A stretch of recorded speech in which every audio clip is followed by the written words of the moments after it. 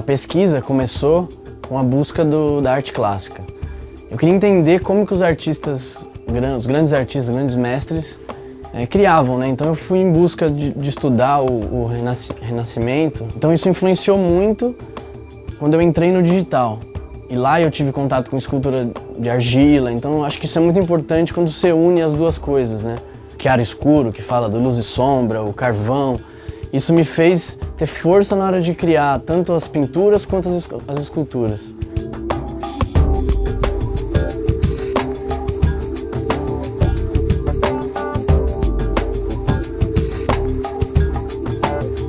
Eu acredito que o digital hoje em dia existem muitas possibilidades, ainda mais se você for em busca do que é o clássico, né? De como foram feitas as coisas, né? Se você quiser desconstruir, você tem que saber como construir. Comecei fazendo escultura na mão, né? Na massinha. Então, com a Wacom foi a hora que eu entrei pro digital e toda a minha carreira foi no digital. Então, foi amor à primeira vista, né? Aquela coisa clichê. Mas essa aqui foi minha primeira tablet. Então, super antiga.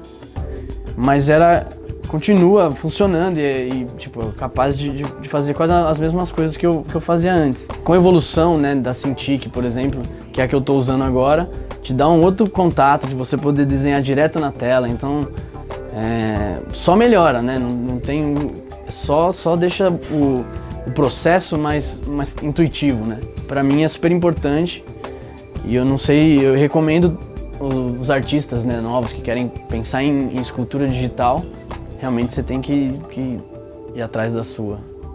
O primeiro contato com a impressora foi quando eu estava na Itália. Eu fiquei sabendo que existia esse tipo de ferramenta, né? E eu já tinha criado muitas esculturas digitais usando a caneta, mas eu não conseguia materializar elas, né? Então isso foi um primeiro passo para, nossa, realmente hoje eu posso tirar da tela, né? E trazer isso para coisa física. Então eu comprei minha primeira impressora, desmontada, então teve todo esse aprendizado de, como montar a impressora, como fazer ela funcionar, como tirar proveito disso, né? Então hoje em dia eu consigo imprimir em plástico, com madeira, que eu posso dar um tipo de pintura diferente. Eu posso imprimir com plástico com nylon, para uma coisa mais mecânica de repente. Então isso começou a abrir outros horizontes, até de você faz a impressão, dá o acabamento, tira o molde, então você já volta para uma coisa mais artesanal, né?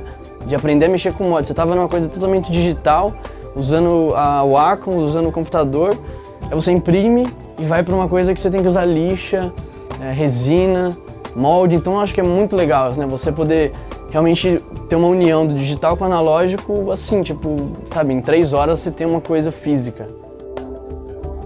Teve um projeto que eu fiz para Riot, que era fazer uma escultura de 9 metros. Então eu fiz a maquete e fiz o arquivo 3D, que foi depois cortado por uma impressora 3D. Que na verdade ela não era uma depositadora de plástico, ela esculpia o plástico, então o isopor. Então a gente colocou os blocos de isopor e isso foi criado através de um arquivo digital e foi montado com 9 metros de altura.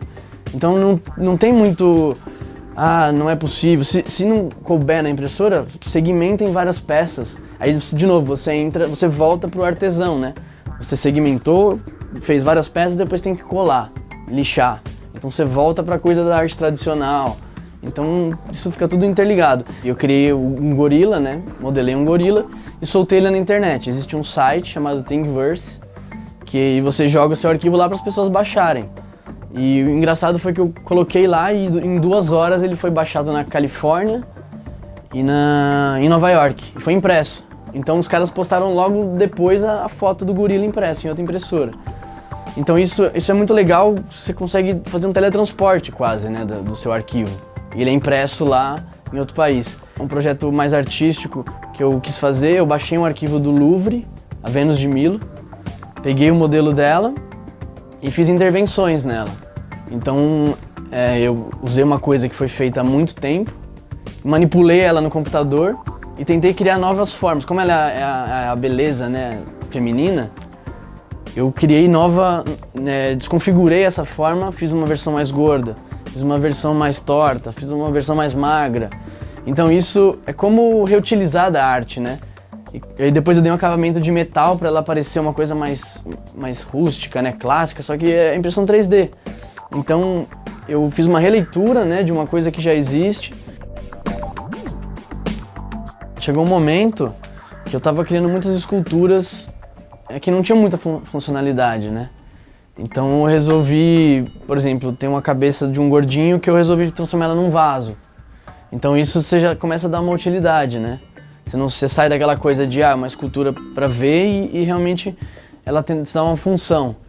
Então até um abajur que eu fiz, aplicando códigos do computador para simular o vento, por exemplo. Então você começa a aplicar forças e formas, né, digitais para criar uma peça que tenha funcionalidade. Então isso também é uma outra coisa legal da impressora 3D. Você pode fazer vários testes e chegar num produto, né? Eu acho muito legal a história da impressão 3D, que ela é como uma vertente artística. Por ela não ser tão explorada ainda, existe a possibilidade de você criar coisas novas, né?